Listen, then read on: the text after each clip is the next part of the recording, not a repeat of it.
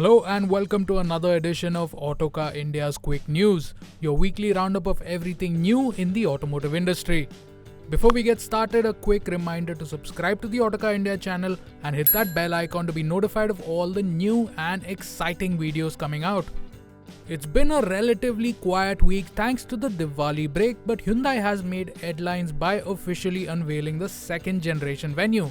Bookings are now open for a token amount of Rs 25,000 with prices set to be announced on November 4th. The compact SUV now gets a sharp new look with defined character lines, chunky cladding and full-width LED light bars.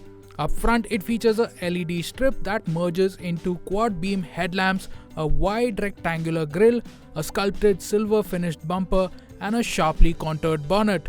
In profile, it has pronounced character lines over the wheel arches, similar to the Tucson and Exter, along with thick side cladding. The C-pillar now sports a quarter glass as well as a silver trim piece, and the 16-inch alloys get a new fresh design. At the rear, the Venue sports a full-width LED light bar housed in black trim, while the bumper echoes the front with dual-tone cladding, part of which extends onto the tailgate.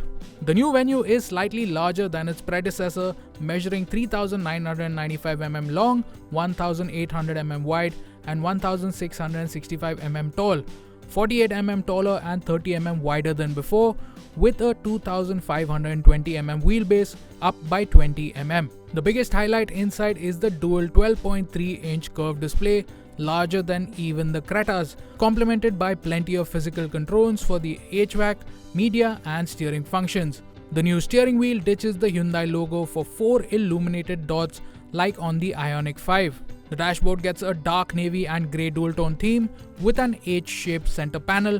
The redesigned center console now houses controls for the ventilated seats, parking camera, electronic parking brake and drive modes. Other additions include a 2-step rear seat recline, rear window sunshades, new dual-tone leatherette upholstery, front parking sensors, and improved second-row legroom aided by the longer wheelbase and wider opening doors. Mechanically, the new Venue carries over the same powertrain options as before: a 120 horsepower 1-litre turbo petrol, an 83 horsepower 1.2-litre naturally aspirated petrol, and a 100 horsepower 1.5-litre diesel. The 1.2-litre petrol is expected to be offered only with a manual gearbox, while the turbo petrol will also get a 7-speed DCT. Hyundai is also likely to introduce a torque converter automatic for the diesel, which was previously offered only with a manual. In international news, Toyota has unveiled the new entry-level Land Cruiser, the FJ. It will debut publicly at the Japan Mobility Show 2025 and go on sale in Japan by mid-2026. The new FJ retains the boxy stance of the Prado but sits on Toyota's IMV platform shared with the Fortuner and the Hilux. It measures 4,575 mm long, 1,855 mm wide, 1,960 mm tall with a 2,580 mm wheelbase. That is 270 mm shorter than the Prado. Toyota claims it matches the Prado in ground clearance and approach angle and provides wheel articulation similar to the larger 70 series. Structural braces and higher body rigidity further enhance its off-road handling. The new FJ's unique design features chunky removable bumpers, full-length side cladding, and C-shaped light units. Buyers can also opt for round headlights, a nod to previous Land Cruiser generations, while the rear carries an externally mounted spare wheel.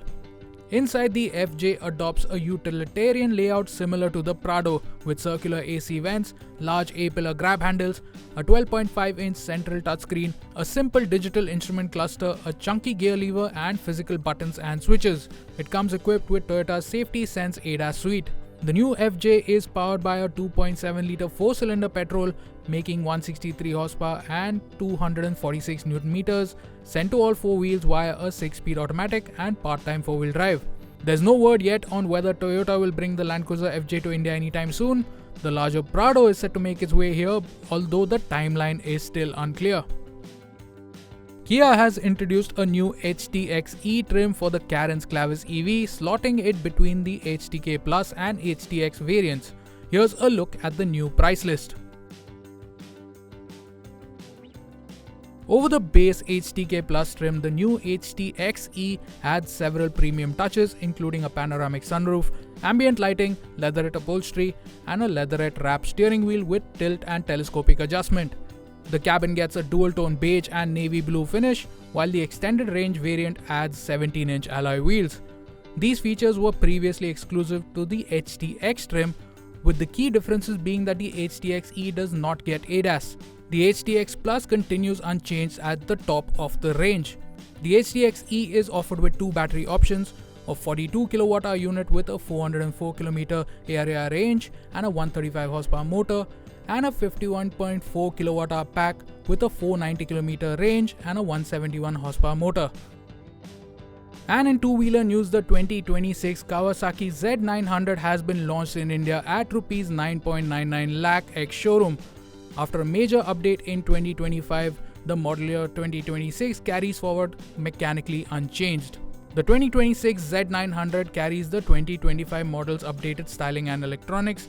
It is powered by a 948cc inline-4 engine that produces 125 horsepower and 98.6 Nm, a slight bump of 1 horsepower and 1.2 Nm over last year's version.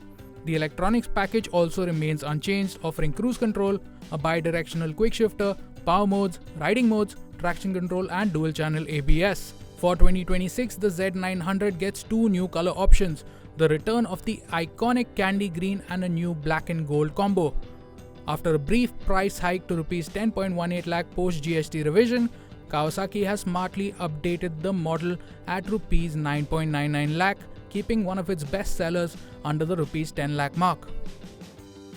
And that's a wrap for quick news this week. Thank you so much for watching. We'll catch you again next week.